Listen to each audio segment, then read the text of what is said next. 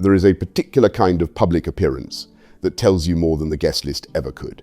It is not the biggest award show, not the Met Gala, not a royal balcony, and not the kind of Hollywood event where every photograph becomes a cultural moment. It is something smaller and more revealing. A charity gala where the official reason for being there is support, but the way the images are handled makes the appearance look like a self-produced episode. That is what made Prince Harry and Meghan Markle's visit to Victoria, British Columbia for the David Foster Foundation's 40th anniversary so interesting. The cause itself was serious. The foundation supports Canadian families with children who need life-saving organ transplants, helping with the non-medical costs that can overwhelm a family during treatment. Yet the online conversation did not stay on organ donation, families, medical travel, or the foundation's decades of work. It moved almost immediately to Meghan, Harry, bagpipes, red carpet choreography, body language, and the question that follows them everywhere now: are they attending events or are they staging scenes? Meghan Markle has an extreme case of main character syndrome, basically a situation where somebody thinks they are the main player, the protagonist in the story of their lives and the lives of everyone around them. And I feel like Meghan Markle particularly epitomizes this when her and Harry were in Victoria for the David Foster Foundation Gala, where Meghan Markle proceeded to film herself, or have somebody film her walking through a series of bagpipers and drummers where she giggled, said "my husband," and just generally looked as fake as all can be, because that is the real story here. The original commentary used the phrase main character syndrome, which is an informal social media term rather than a medical diagnosis. It describes a person who appears to treat life as though it is a movie built around them, with everyone else reduced to background players. Applied carefully, it is useful not because it tells us anything clinical about Meghan, but because it captures a pattern in how the public reads her appearances. A charity event becomes a clip. A greeting becomes a performance. A husband standing beside her becomes "my husband," as if she is narrating him to an invisible audience. A row of bagpipers becomes an aesthetic backdrop. A dress, a laugh, a turn of the head, a moment of directing people on a red carpet, all of it starts to look like content. And once the audience begins seeing a person that way, even innocent moments are no longer received innocently. The David Foster Foundation Gala was, in straightforward factual terms, a legitimate event. It took place on Friday. Is that when it comes to Harry and Meghan, and I'll do a whole other video on this because I am getting inundated with as ever content. Constantly. Meghan's constantly running ads. She's constantly sending emails about the brand. And this can only be because the brand isn't doing particularly well and not moving particularly well, and Meghan's desperate to try to get something to make it work. Now, that requires like a whole deeper explanation as to why I think that. But when it comes to Harry and Meghan, why they're there at this particular gala, let's be honest. They're looking for things to do. They're getting kind of... The 7th of August, 2026 in Victoria, with a public appreciation concert scheduled for the following day at the Inner Harbour. David Foster was celebrating 40 years of fundraising through the foundation, which began in the city and has helped families across Canada during pediatric transplant journeys. People reported that Harry and Meghan attended to support Foster, whom they know through a relationship that goes back years. Foster helped the couple find a private retreat on Vancouver Island in 2019, during the period when they were stepping away from royal life and looking for quiet. Catherine McPhee, Foster's wife, had also known Meghan from school, and she once described Harry and David Foster's relationship as close, even father and son-like, so their presence was not random. There was a real connection, but that real connection is exactly why the public reaction is so instructive. The Sussexes no longer get the easy benefit of the doubt. A few years ago, an appearance like this might have been read as a friendly act. Harry and Meghan returned to Canada, support an old ally. Desperate for things to do, and they're desperate to look like they're important. Because the problem Harry and Meghan have is that Hollywood, I don't think, is calling as much as the couple would like. And they're especially not getting invitations to big events, the Met Gala any of the big award shows. Like, they're just not getting sort of, I think, the invitations that they would like.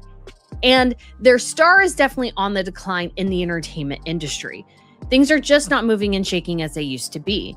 And the couple, I think, is definitely feeling the stress of that, particularly Meghan, who has, I think, dreamed for years and years of being this billion-dollar mover and shaker in the entertainment industry. Draw attention to a charity and remind people that their life outside the palace still has philanthropic purpose.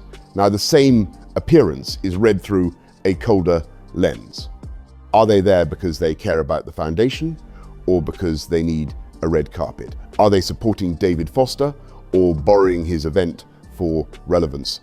Are they honouring Canada or using Canada as a safer stage than Britain? Are they enjoying bagpipes or turning bagpipes into a prop? The facts may support the charitable explanation, but public suspicion now supplies a competing script. That suspicion did not come from nowhere. Since leaving royal duties in 2020, Harry and Meghan have tried to build a life that is part philanthropy, part media production, part celebrity entrepreneurship, part royal adjacent diplomacy, and part personal brand. Each lane comes with a different expectation. Charity requires humility. Celebrity requires visibility. Royalty requires restraint.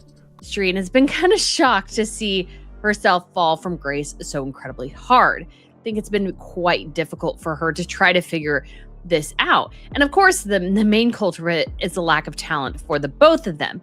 But when it comes to, let's say, what to do, the couple are sort of looking for anything where they can be noteworthy. So when it comes to this particular event, while David Foster is obviously noteworthy as a music producer, and this gala is something of note in Victoria, I mean, let's be honest, guys, Victoria is not LA and it's not New York. Ergo, it is lower on the totem. Commerce requires promotion. Social media requires intimacy. Activism requires moral language. The Sussexes often try to occupy all of those lanes at once, and the result can look confused. At a foundation gala, the charitable lane should dominate, but Meghan's visual language often pulls attention back to personal branding. That is why critics reacted so strongly to the clips from Victoria. They did not see a guest quietly supporting a cause. They saw someone constructing a moment. The bagpipe clip became the symbol of that reaction. Meghan is seen walking through a line of pipers and drummers with Harry nearby, apparently saying that her husband loves bagpipes. On paper, that is harmless. Harry does have a long emotional connection to Scotland and to royal traditions. Bagpipes are part of the soundscape of Balmoral, the military, and royal ceremony. A wife mentioning that her husband enjoys them should not be scandalous, but the tone of the clip mattered more than the words. And, well, there is a quote out there attributed to David Foster saying he doesn't know Harry and Meghan that well. I did look that up. That seems to not be verified, so I would disregard it. But have we seen Harry and Meghan hanging around with the Fosters? So that's David Foster and his much younger wife, Catherine McPhee. Much? Not really. And I can't help but wonder how close they are. But this is very much Hollywood. Hollywood is a place of very fickle friendships. So you are technically, quote unquote, friends with somebody, but you are not that close. You keep them on the periphery in case they're useful for one reason. Critics thought the laughing looked forced, the scene looked too aware of the camera, and Harry appeared strangely secondary in a moment supposedly about his own affection. It was not what Meghan said that irritated people. It was the feeling that she had turned a small personal aside into another tiny performance of herself being charming. This is where the "my husband" phrasing became a larger issue. Meghan often uses that phrase publicly, and there is nothing wrong with it in normal conversation. But when Harry is standing right there, the phrase can sound oddly theatrical, as though he is being introduced to the audience rather than included in the exchange. It places Meghan as narrator and Harry as subject. She tells the room what he loves. she interprets him, she frames the moment. That may be entirely unconscious, but public figures are judged by patterns, not isolated details. In the Sussex story, for another, so if the Fosters aren't really that close with Harry and Meghan, a couple to this gala, because guess what this does? This brings media attention to the gala that probably wouldn't get very much media attention because a lot of the guests were Canadian. And I hate to say this, and I actually knew somebody who talked about this in the UK. He was an American guy, worked for the embassy, talking about how, well, when it comes to the UK, I was in a room full of celebrities once and I had no clue who anybody was. Some of the same can be said for Canada. So there was probably a bunch of Canadian celebrities in there, but did any American probably know who they are? Maybe somebody, but not that many. And it's definitely... Harry is both the royal source of the brand and, increasingly, a supporting character inside Meghan's lifestyle and image projects. So even a phrase as ordinary as "my husband" becomes loaded. Harry's own body language then becomes part of the discussion. Viewers look for signs of irritation, fatigue, amusement, or embarrassment. They ask whether he is enjoying the moment or enduring it. They wonder whether he still wants to live inside this constant production cycle. That is speculative, and it should be treated as such. No one can know the state of a marriage from a few seconds of gala footage. But the reason people keep making those guesses is that Harry's public identity has shifted dramatically. He was once the restless royal soldier, then the wounded son, then the husband rescuing Meghan from the institution, then the memoirist settling scores, then the Californian father and campaigner. Now, he often appears as the man beside Meghan while she narrates, promotes, dances, explains, sells, or redirects the frame. That shift invites scrutiny. The red carpet moment with David Foster raised a similar point. Footage circulated online that some interpreted as Foster walking past Meghan's outstretched hand, though the available coverage also shows the Sussexes posing with Foster and Catherine McPhee afterward. Looks at this as, I can get something for the gram. But what Meghan didn't really consider is that she definitely very much has main character syndrome. If you're not familiar with this term, it's sort of, let's say, a pop culture term. And when I looked it up and read through it, guys, I think we can all agree that Meghan Markle, this is her. So just put into Google, this is what it says. Main character syndrome is an informal pop culture term describing a mindset where an individual views themselves as the protagonists of a movie-like life, treating others as supporting characters and romanticizing everyday events. It is not a clinical mental health diagnosis, but rather a social media. This is exactly the kind of micro moment that now surrounds Harry and Meghan. A half-second clip becomes a debate about status, friendship, awkwardness, and whether powerful people are cooling on them. Maybe it was nothing. Red carpets are chaotic. People miss gestures, handlers move people along, cameras call names, and everyone is trying to stand in the right place. But the public seized on it because it fit an existing narrative. Meghan trying to manage a scene, and someone more senior in that scene not fully playing along. That narrative is reinforced by the broader question of invitations. The original commentary argued that Harry and Meghan are no longer being welcomed at the level of celebrity events they may prefer. That cannot be stated as a hard fact without private guest lists and declined invitations. But as a perception, it matters. The Sussexes were once expected to become a dominant post-royal force in American celebrity culture. They had the Oprah interview, a major Netflix deal, a high-profile audio partnership, Archwell, the glamour of Montecito, and access to powerful circles. A phenomenon. So, common signs and behavior. So as we look through this video, think of these. Viewing life as a script, expecting dramatic plot twists, turning routine events into cinematic scenes, or treating minor setbacks as epic character development. Reduced empathy, treating friends and strangers like background actors or NPCs, non-player characters who only exist to serve your personal journey. Attention-seeking, constantly curating an online aesthetic, oversharing, or acting as though an invisible audience is watching and judging your every move. So, on the positive side, Google says, having main character energy can boost self. While it seemed possible that they would trade palace status for global cultural status. But years later, the results look uneven. Some projects made noise. Some deals ended. Some appearances felt smaller than expected. Some famous friends became quieter. And each time they attend an event that is not at the very top of the celebrity hierarchy, critics treat it as evidence that the star power has dimmed.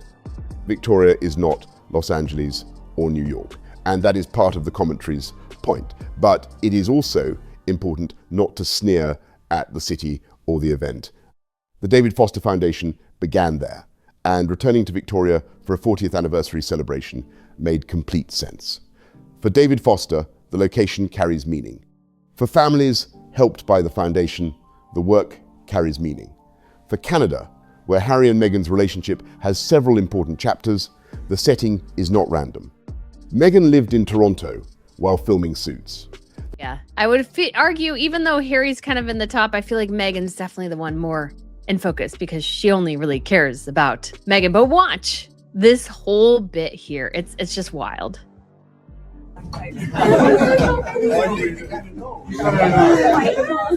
This is great. My husband loves bagpipes. And you gotta wonder, who is this poor soul forced to carry this camera and film her giggling at herself, her horrible hairstyle here, and her dirty diaper toga? Who is in charge of filming this? So we're mine. Yeah. Couple's first major public appearance together was at the 2017 Invictus Games in Toronto. They spent time in Vancouver Island when they were transitioning away from royal life. Canada is part of their origin story. The problem is not that they went to Victoria. The problem is that the public increasingly sees their meaningful locations as branding assets. Meghan's wardrobe intensified that reading. People reported that she wore Princess Diana's diamond and sapphire earrings and a dress from the Canadian designer Greta Constantine. Again, both choices can be defended. Wearing a Canadian designer to a Canadian event is exactly the sort of diplomatic dressing a royal woman would be expected to do. Wearing Diana's earrings can be framed as a tribute, especially with Harry present, but critics see the same choices differently. To them, the Canadian designer signals a renewed attempt to look royal, while Diana's jewels once again attach Meghan to the emotional currency of Harry's mother. The outfit becomes another example of wanting royal symbolism without royal duty, Diana's aura without Diana's. Every time Meghan laughs, I just can't help but think of a really bad actress attempting to laugh. Actually, at least Sarah Michelle Gellar, this was way back in the Buffy days, would say actually that laughing authentically is harder than crying. And I kind of believe that in a way, because you can definitely look fake laughing. Crying might be a little bit easier to pull off because you just have to bring the emotion. But laughter is a bit hard, and Meghan looks like she's acting badly. And Harry's no better here because he kind of attempts. And you can almost feel them going like, what? Life, national courtesy without the constraints that traditionally accompany it. That is the tension that has followed Meghan for years. She can dress like a royal, speak like a humanitarian, sell like an influencer, and appear like a celebrity, all in the same week. Each identity may be legitimate in isolation. Together, they create friction. A royal appearance asks for the cause to come first. An influencer appearance asks for the self to come first. A celebrity appearance asks for visibility. A humanitarian appearance asks for service. A lifestyle brand appearance asks for aspiration. Meghan's challenge is that she often seems to bring all five impulses into one frame. At the David Foster Gala, the strongest version of the evening would have been simple. Support the foundation, honor its families, be gracious, and let the cause lead. The heck is this? It's pipes and drums, just to be clear. Thank you. Does somebody say so sexy? Really? It's so good to see you. How much my husband loves bagpipes. Meghan, honey, you could not look more fake if you tried. And I think you're trying. That's why you look so fake. Oh my gosh. Oh my gosh. This is great. And if you think about the main character syndrome thing, why is Meghan referring to Harry, my husband? Instead, the online afterlife became about Meghan's performance. The As Ever connection deepens that problem. Meghan's lifestyle brand is real and active, selling fruit spreads, teas, candles, and other premium home products, with wine also attached through a separate storefront. The brand's public language is soft, seasonal, curated, and intimate, but the more Meghan cross-promotes her personal image and the brand identity, the more every appearance looks commercially useful. When the As Ever account engages with Meghan's posts, or when Meghan's public outings echo the same aesthetic world of hosting, softness, taste, and aspirational domesticity, critics see a feedback loop.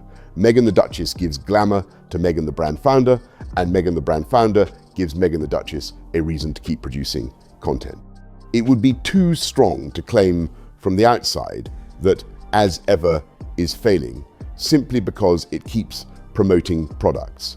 Brands advertise, brands send emails, brands remind customers of new launches. He's right there, honey. He is literally right next to you. Just say, he loves bagpipes. Point to him or something, or say, Harry loves bagpipes. Or don't even say anything. Why can't you let him say he loves bagpipes if he loves bagpipes? Why are you standing there in a room full of bagpiping men, giggling like a Looney Tunes and going, my husband likes bagpipes? Sorry, I'm being kind of snarky today. I do apologize. But this kind of main character syndrome thing is just sort of obnoxious. It's just grating in so many ways because you know how fake it is and how much she thinks the entire... That is normal commerce, but repeated promotion can create a public impression of urgency, especially when the brand is built around scarcity, desirability, and the idea that certain products do not stay on shelves. If the market believes something is effortlessly coveted, heavy selling can weaken the spell. This is the same credibility problem Meghan faces elsewhere. The more natural the image is supposed to look, the more visible effort can undermine it. A lifestyle brand must be carefully presented, but it must not look desperate to be believed. That is why the Gala clips landed so badly with some viewers. They arrived at a moment when Meghan is already visible across multiple fronts. Cookie queens, As Ever, birthday posts, family holiday images, the Highgrove reunion afterglow, Martha Stewart's comments, and repeated attempts to frame herself as warm, maternal, entrepreneurial, playful, and gracious. Each individual item may be small. Together, they create saturation. The public begins to feel that every day brings another Meghan moment, another image, another quote, another soft focus attempt at charm. If I'm not mistaken, yep, As Ever liked Meghan Markle's own post. Meghan Markle liked her own post. Oh man, the cross-referencing with As Ever is just insane, guys. Now, it's starting to get really bad. As Ever is not doing well. Pipes and drums.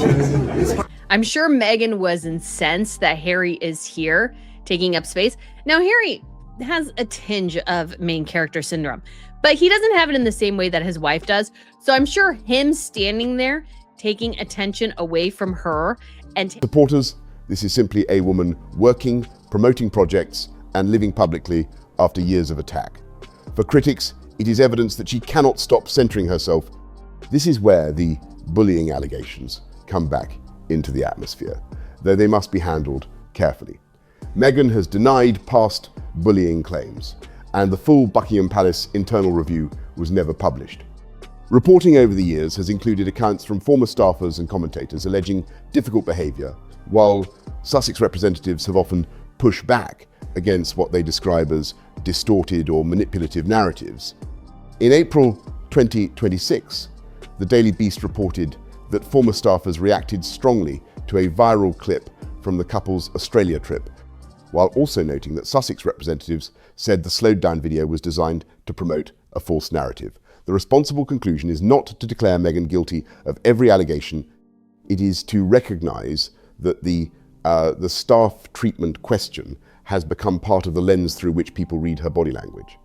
Taking the camera's focus away from her, it's probably driving her absolutely batty. And she's probably saying to herself, hey, come here. This is supposed to be about me. This is a video about me. How dare you talk to these guys too? Because we need to see me with, again, my like heavy duty diaper toga dress Now, Meghan Markle is attempting to look royal here because she chose a Canadian designer she has not worn before. So again, the rehabilitation of Harry and Meghan and trying to get back into the royal fold is well underway. Pipes and drums, just to be clear. You can see her back there. Once that lens exists, even ordinary movement becomes suspicious. If Meghan glances away, critics see contempt. If she laughs, they hear acting. If she directs people where to stand, they see control. If she touches Harry's back, they see management. If she adjusts a red carpet pose, they see domination. Some of this is unfair.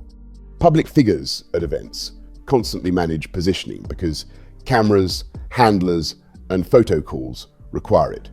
But Meghan has a specific reputational vulnerability around control. She is widely perceived by critics as someone who curates every frame and manages every person in it. Whether that perception is fair or exaggerated, it is now powerful enough to shape how her appearances are received. The dancing clip from the event fits into the same pattern. Meghan dancing at a gala should not be news. People dance at galas. They laugh, clap, move to the performance, and enjoy themselves. They're going, come on. This is supposed to be about me. Thank you. I think they just said so exciting. So exciting. I wonder if that's the camera girl behind there, this poor soul who has to film the two of them. It's good to see you. It's so good to see you. See how much my husband loves bagpipes. She wants that whole video, guys, to be that. And of course, there was a little bit as well that we did see of Meghan Markle at the event dancing with and here. But when Meghan dances, viewers ask whether she is genuinely enjoying the room or performing enjoyment for a camera. The question itself shows how damaged the relationship between image and trust has become. A public figure who is trusted can be silly without suspicion. A public figure who is not trusted can barely smile without analysis. Meghan's problem is not that she laughs or dances. It is that many people no longer believe the laugh or the dance belongs only to the moment. They assume it is also meant for distribution. There is a cruel irony in that, because Meghan has often spoken about being bullied, attacked, and trolled for years.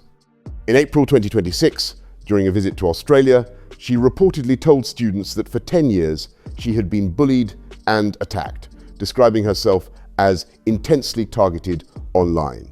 That experience should not be dismissed. The internet can be vicious, obsessive, and dehumanizing. But Meghan's difficulty is that she both condemns the cruelty of public judgment and participates in a public image economy that invites constant judgment. We're just sitting there going, can you please stop this now? Can you please stop it? Like, you can feel, again, it's that main character energy that Meghan Markle has, where she's kind of making a fool of herself, bringing attention to herself. And yes, it seems to be maybe there's people definitely on the floor dancing. I don't know why Harry isn't dancing. Like, the whole thing comes across as just a smidge odd. But Meghan Markle, there was an event, obviously, with Tyler Perry and Kerry Washington, where Meghan Markle and Kerry Washington were vibing. They were vibing, dancing in their seats. And I just get the sense of Meghan Markle just tries to do whatever she can to bring attention to herself. Social media presence, lifestyle branding, red carpet appearances, carefully chosen jewelry, personal captions, and public emotional storytelling all ask the audience to look closely. Once the audience is trained to look closely, it does not only notice the flattering details. This does not excuse unfair attacks on her appearance, her marriage, or her motives. But it does explain why her current strategy feels unstable. She wants visibility without vulnerability to interpretation. She wants to show personality without having that personality judged. She wants to use royal symbols without being accused of exploiting royalty. She wants to promote products without looking commercial. She wants to support causes without critics suggesting the cause is secondary. She wants to appear spontaneous while maintaining a highly curated brand. These are very difficult things to hold together. Most public figures can manage one or two contradictions. Meghan is trying to manage all of them at once. Harry's role in this event is equally complicated. Canada has genuine meaning for him, and the David Foster connection is not invented. And act like it's just so casual. But she's still attempting to do it. She also is still attempting to direct people because, again, this is a film production of her life, guys. So she needs to direct people as to where to stand, because apparently a producer who is in his 70s and has been in the entertainment industry for years and years, and her friend who has also been in the entertainment industry for years and years, Catherine McPhee and Meghan Markle went to school together. He apparently doesn't know how to stand on the red carpet at his own event. He needs Meghan Markle to direct him because she's the ultimate director of life. There's also a video of Meghan Markle just kind of looking at their little plate thing. And Harry also has a long-standing emotional tie to causes involving health, families, and veterans. Yet his post-royal public life is increasingly reactive. He appears in stories framed around Meghan's projects, their legal battles, their family disputes, or their attempts to reconnect with King Charles. At the gala, he should have been able to stand as a friend of David Foster, a public supporter of a foundation, and a man returning to a place that helped him during a difficult transition. Instead, much of the commentary turned him into the husband being narrated, watched, and compared against Meghan's energy. That is a problem for the Sussex brand, because their strongest early appeal was unity. They were the couple against the world. Harry protected Meghan. Meghan gave Harry a new life. They held hands, told their story together, and presented themselves as emotionally fused. But a fused brand becomes hard to rebalance. If Meghan appears too dominant, critics say Harry has been reduced. If Harry appears too independent, critics speculate about tension. really participating seemingly in this gala, because Harry and Meghan aren't there to actually support the David Foster Foundation. They're there to support the catering brand that is Prince Harry and Meghan Markle. And so anything she can do that, any event she can go to where she can bring attention to herself, she is always attempting to do so because she desperately, desperately needs it. Harry and Meghan as a whole, they're just not having a big success in the entertainment industry right now. And even if it's a lower... If they appear together, people look for who controls the frame. If they appear separately, people ask why. The more the marriage has been used as a public symbol, the harder it becomes for the marriage to look ordinary. The Victoria appearance also exposed the difference between old royal event craft and new Sussex event craft. In old royal event craft, the guest is not supposed to be the story beyond the purpose of the visit. The wardrobe matters, the handshake matters, the speech matters, but the goal is to direct attention toward the organization, not create personal content for later. In Sussex event craft, the appearance often becomes portable. Clips, captions, emotional interpretations, brand echoes, and secondary conversations. That is useful in the digital age because moments travel, but it is dangerous when the cause itself disappears under the personality attached to it. The David Foster Foundation's work with transplant families is far more important than whether Meghan laughed naturally near bagpipes, yet the latter dominated the commentary. That is a failure of attention.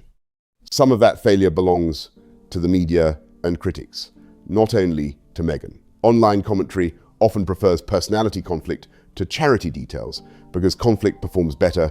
A clip of Meghan looking awkward will travel farther than a paragraph about transplant support.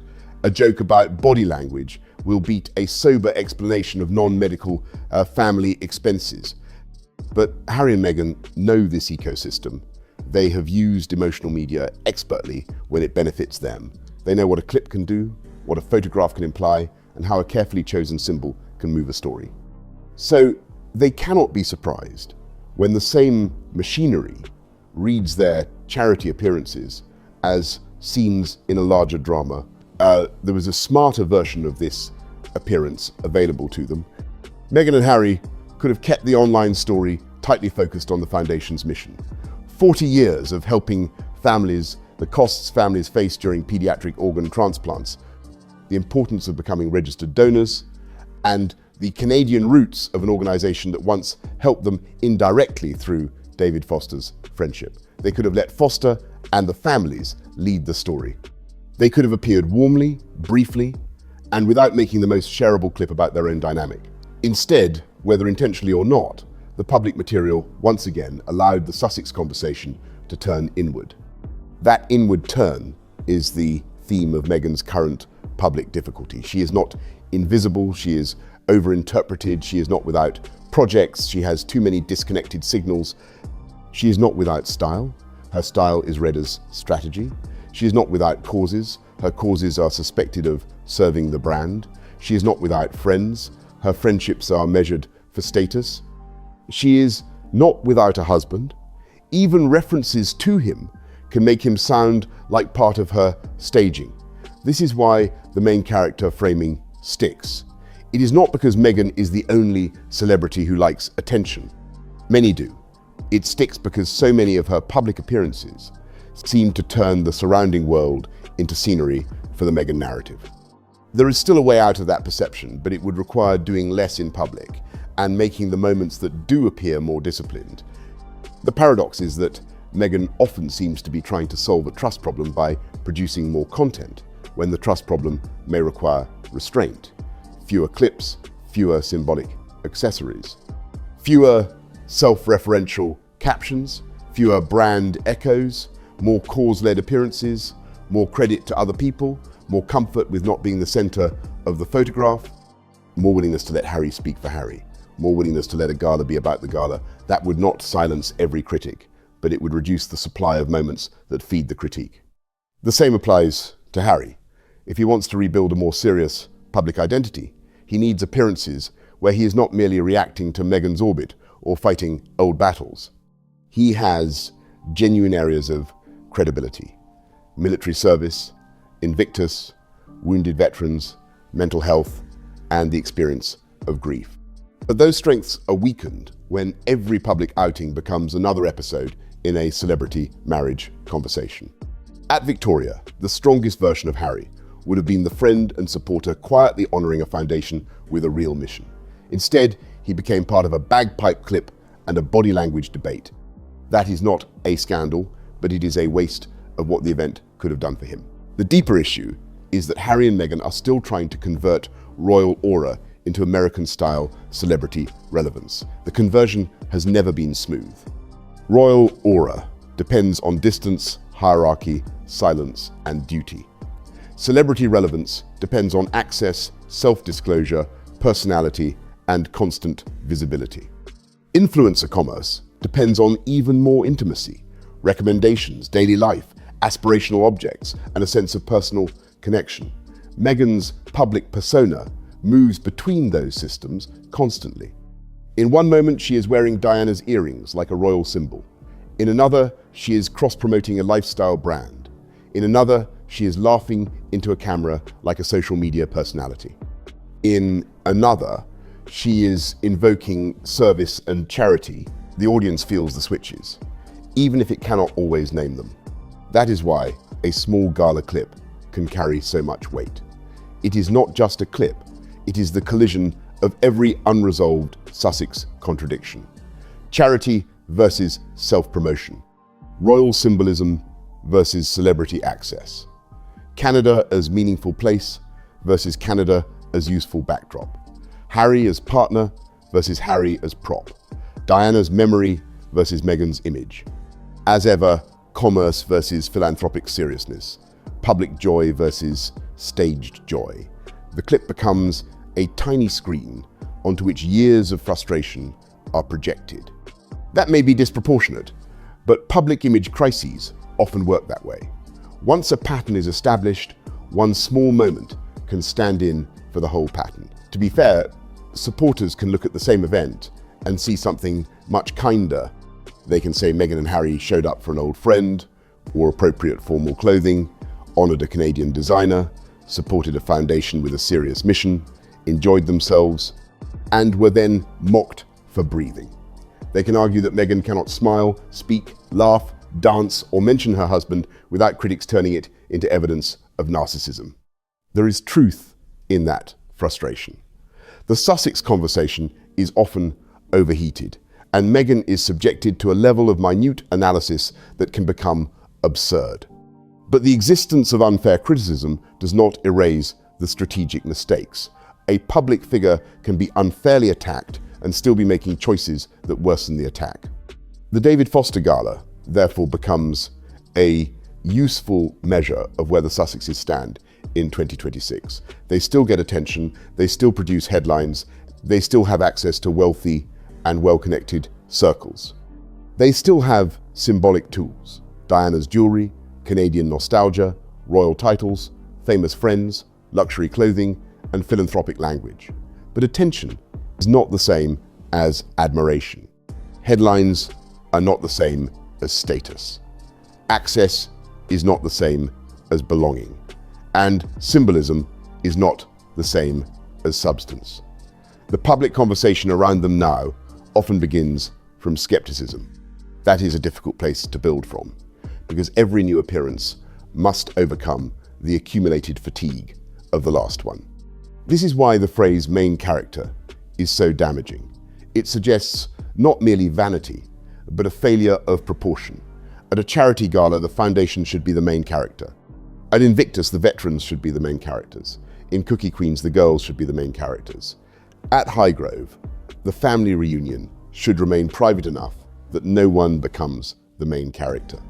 In a lifestyle brand, the product should eventually become strong enough to stand without constant personal mythology. Meghan's recurring problem is that audiences keep feeling the gravitational pull back to Meghan. Whether that is fair in every case does not matter as much as the fact that the pull is felt. If she wants to change that, the next phase cannot be about proving that she is charming, royal, kind, stylish, maternal, entrepreneurial, resilient, and misunderstood all at once. It has to be about proportion. Know when to step forward and when to disappear into the room. Know when to speak and when to let Harry speak. Know when a charitable cause needs a quiet patron more than a viral clip. Know when Diana's jewelry adds dignity and when it risks looking like emotional borrowing. Know when brand promotion belongs in the background. Know when the audience has had enough of being told what to feel. The Victoria Gala could have been an uncomplicated goodwill moment. The foundation's work is worthy. The Canadian setting made sense. The connection to David Foster was real. The event had enough importance without needing to become another referendum on Meghan Markle's performance style. But because the Sussex public image is now so loaded, even a few seconds near bagpipes became a case study in self-presentation. That is where Harry and Meghan are now. Not irrelevant, not finished, but trapped in a loop where every appearance is watched less for what they are supporting and more for what it reveals about them. The more they try to direct the scene, the more people notice the direction. In the end, the bagpipes were not the issue. The dress was not the issue. The laugh was not the issue. The red carpet gesture was not the issue. The issue is that Harry and Meghan's public life has become so self-referential that almost nothing around them remains simple. A charity gala becomes a status test. A Canadian designer becomes a royal signal. Diana's earrings become a branding debate. A husband becomes a line in someone else's narration. A foundation's anniversary becomes another episode in the Sussex credibility story. Until that changes, they will keep getting attention. But attention will keep arriving with a question attached. Are we watching service, or are we watching another scene from the Meghan and Harry show? That is a dangerous place